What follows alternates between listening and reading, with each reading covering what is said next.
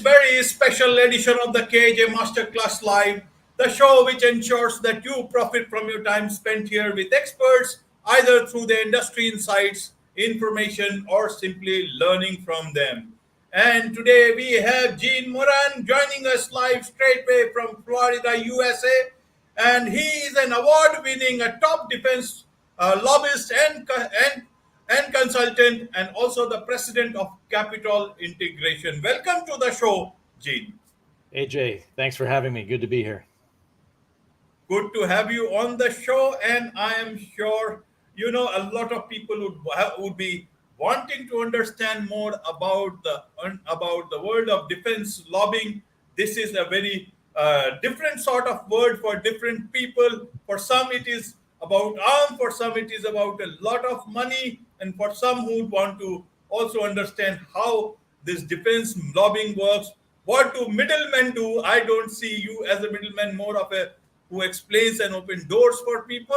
So this is what and in India, several deals have come under different sort of questions under different governments. So a lot of people do want to understand all these things. But first, to understand from you, Jane, is that you are an award-winning defense lobbyist. Who gives awards to a defense lobbyist? Well, that is a great question. There are industry associations who pay attention to how effective a company or an organization might be in shaping or influencing a government outcome.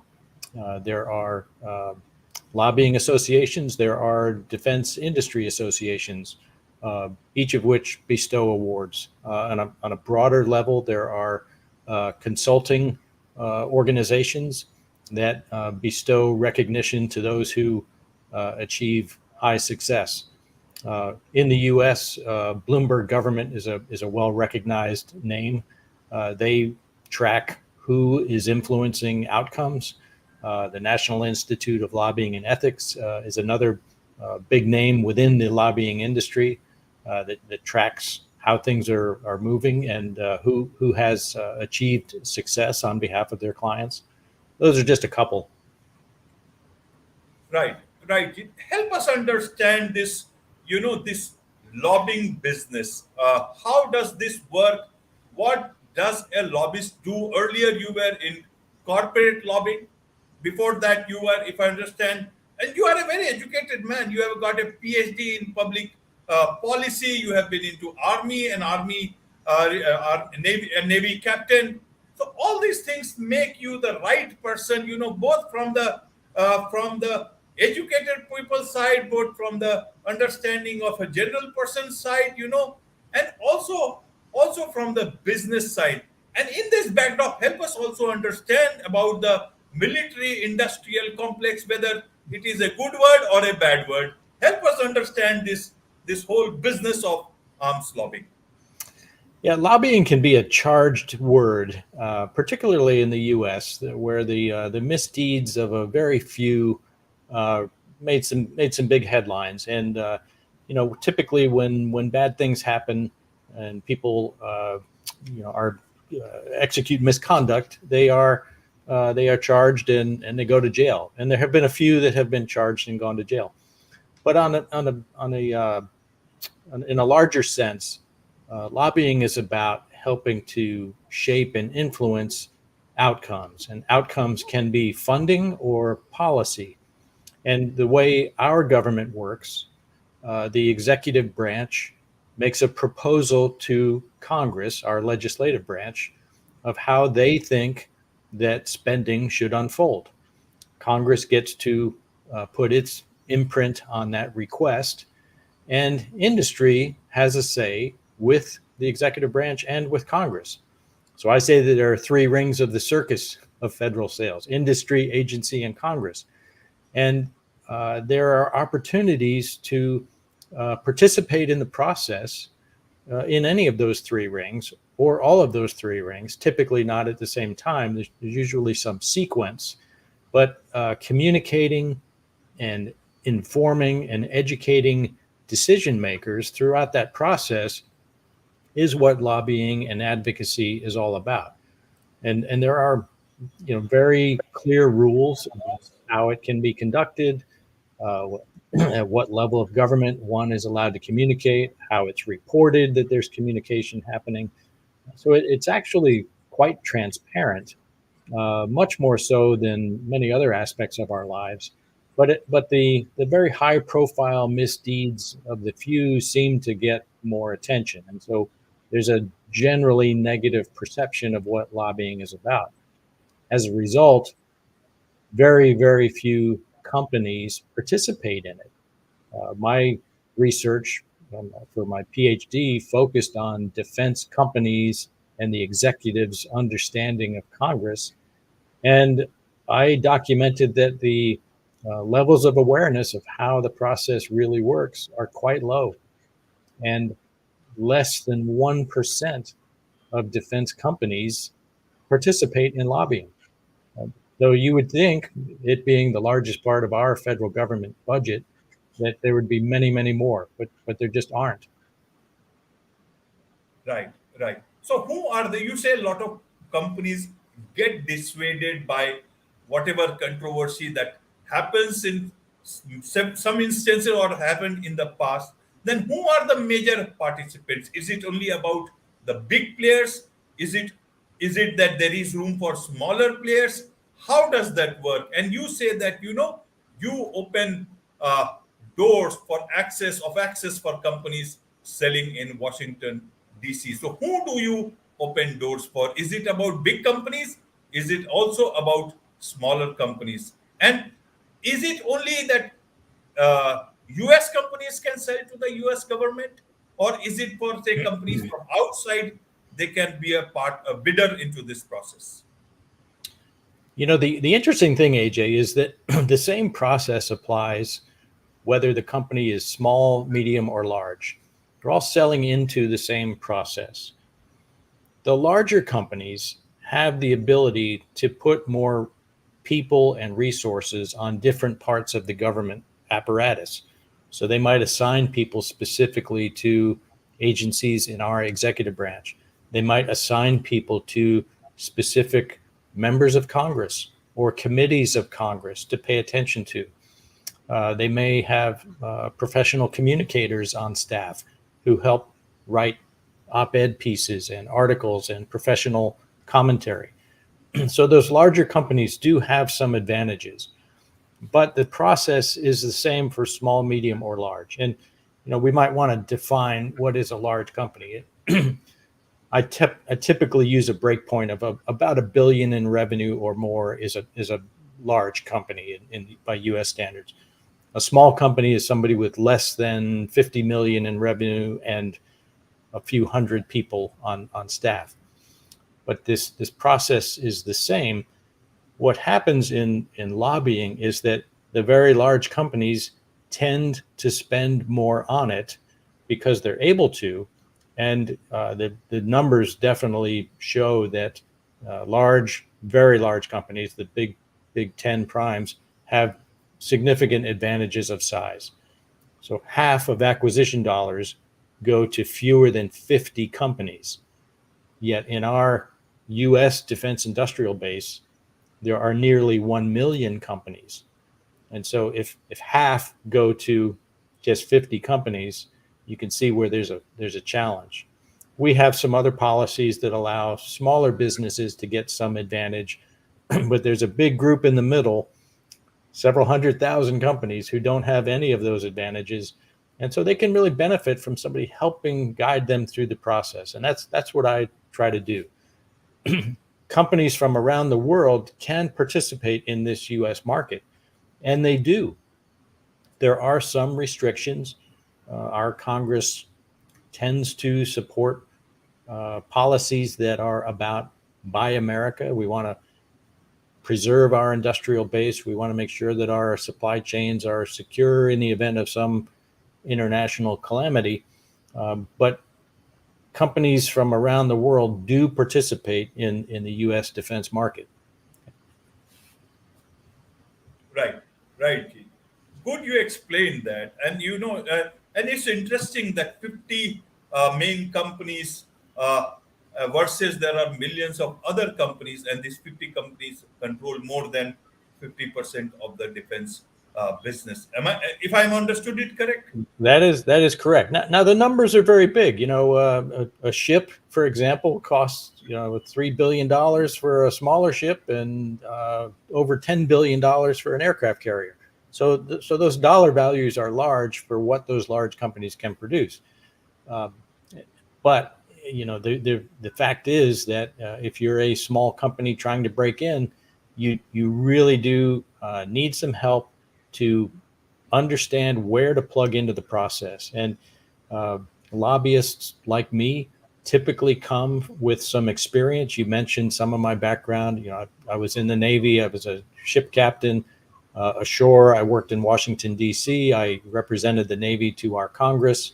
I've been around this from multiple perspectives. My time as a corporate defense lobbyist exposed me to industry. You mentioned the military-industrial complex. That is something. It is a term that's been with us for decades.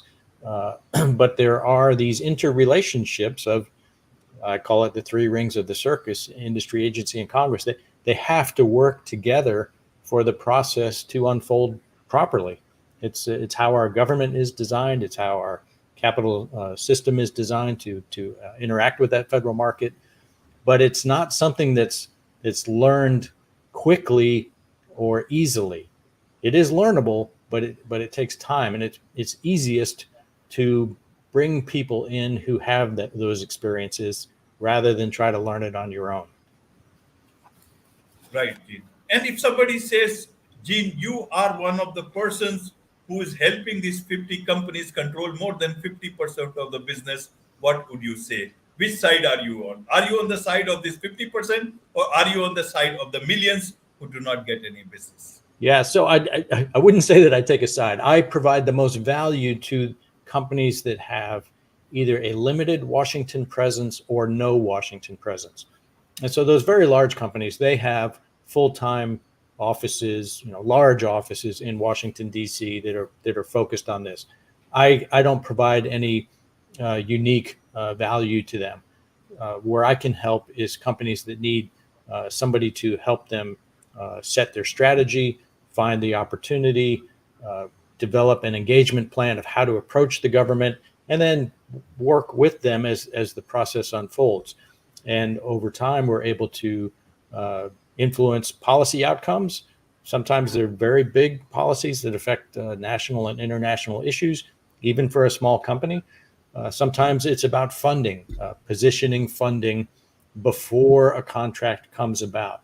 And many companies, large and small, miss that government sales in the U.S. is fundamentally about funding. If you don't understand how the money flows, you can chase a contract that won't have the right type of money applied to it such that it helps you. Right, right. Gene, help us understand. You have been a corporate lobbyist also, and now you are a defense lobbyist. How different are these two things, or is it only about different sectors? Because even defense itself is a corporate in itself. So how? But still, there might be some difference, or there is not much difference except for that it's about arms. Well, there's some interesting facts here that I'll share. The defense industry, although it's the largest part of the federal budget in the U.S., as an industry, defense lobbying does not rank even in the top 20 of industries that lobby at the federal level. There are much bigger industries like pharmaceuticals, financial services, real estate. In the U.S., the AARP, the American Association of Retired Persons. There are very large organizations that lobby that dwarf or that overshadow defense in terms of how many or how much influence is being applied. My corporate role, I was in a Washington office of a large defense company, not one of the top 50, but just outside of that. And we oversaw multiple programs that the executive branch was trying to fund. And we would try to help achieve outcomes, either funding outcomes, most typically, or policy outcomes that would affect funding. And when you're in a corporate setting, your full-time focus is just on those few programs. The same could apply in other industries where a policy may be under examination. It could be tax, could be something affecting revenue, something affecting sales, where a company would want to communicate with the relevant congressional committees of oversight to try to shape outcomes. What I do now with the companies that don't have a Washington presence is I fill more roles. So I'm a strategist, I'm an advisor, I'm a Sherpa, in that I can orchestrate meetings and open doors and guide people through the appropriate type of meeting that will generate an outcome. A lot of people have meetings and they don't know how to command the meeting. They don't meet with the right people. They meet at the wrong place and time. And as a result, they don't get an outcome. This is about helping shape outcomes that lead to good government decisions. Right, right. And let me ask you here two things. One is, who are these defense middlemen? And second part is, a lot of people say that the corporate America and the military industrial corporate complex also shape a lot of these foreign affairs or foreign issues related to either it is related to any difficult situation anywhere in the world, related to sales of much more arms and creation of conflicts. How how does that happen? Is it like, how does the foreign sales of arms happen, and where do you people come in? Do you come into the picture at all in terms of sales to different governments from American companies? How does this work, and where do that middlemen come in terms of this whole process? Is it also, are they also part of lobbying, or are they separate sort of people? Yeah, there are actually a couple of questions in there, AJ, and I'll try to break it up a little bit. The term middlemen can mean different things to different industries. I would suspect that most industries have some version of a middle person who does business development before a sale takes place. Speaking in the U.S., that is. That is fairly common in the executive branch and in most industries. We certainly see it in defense. There comes a time when communication with Congress or with very senior levels of government may be required, and at that point it becomes lobbying. It is no longer just business development and sales preparation. It is officially lobbying, and those laws are clearly defined. With respect to what we call foreign military sales, the U.S. uses these programs where we might sell arms, either articles that are no longer used by the U.S. or new product that may be desired by an international partner or ally. Those can be tools of foreign policy influence, and those exchanges are coordinated at the very highest levels of government. There are defense companies who have agents legally registered working with an allied country or a partner country, where they help coordinate that sort of a sale. But there are other parts of the government involved in that sale, excuse me, that must participate. So our State Department, our White House staff, the industry company partner, the Congressional Committee of Oversight. It could be the Foreign Relations Committee. It could be the Armed Services Committee. There's a decision-making apparatus that is specific to foreign military sales. A company, or I'm sorry, a country could have access to that channel of sales, but it's usually part of a broader relationship between two or more countries. Right, right, Gene. I wanted to understand when you are such, you have a great understanding of this whole defense lobbying.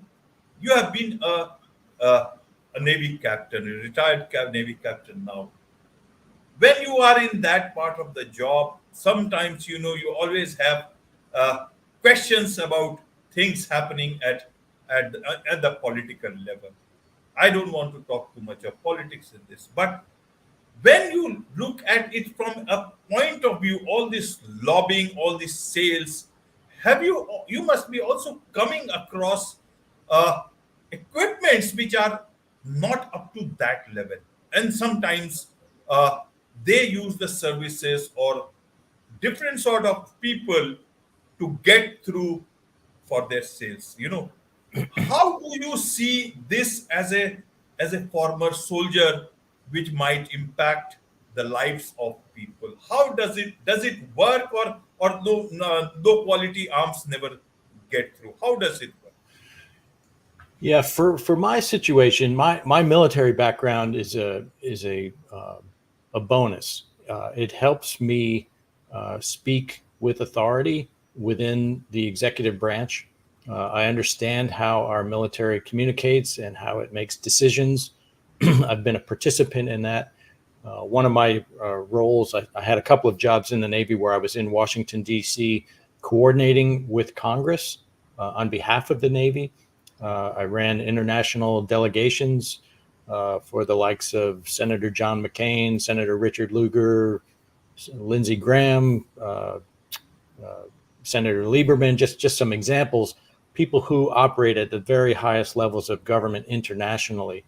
To be able to help educate companies about how some of these communications take place and where a company needs to engage in the process, I can come forward with great credibility and put them on target quickly.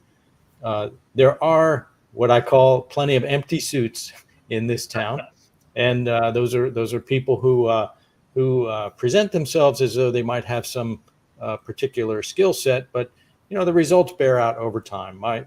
My work, just as an independent lobbyist for the last 10 years, has generated over $5 billion in upside sales for my clients. Those are facts on the ground, and when one develops a reputation for how they can uh, help a company generate those sort of results, that tends to perpetuate in the form of referral activity and hey, you need to work with Gene.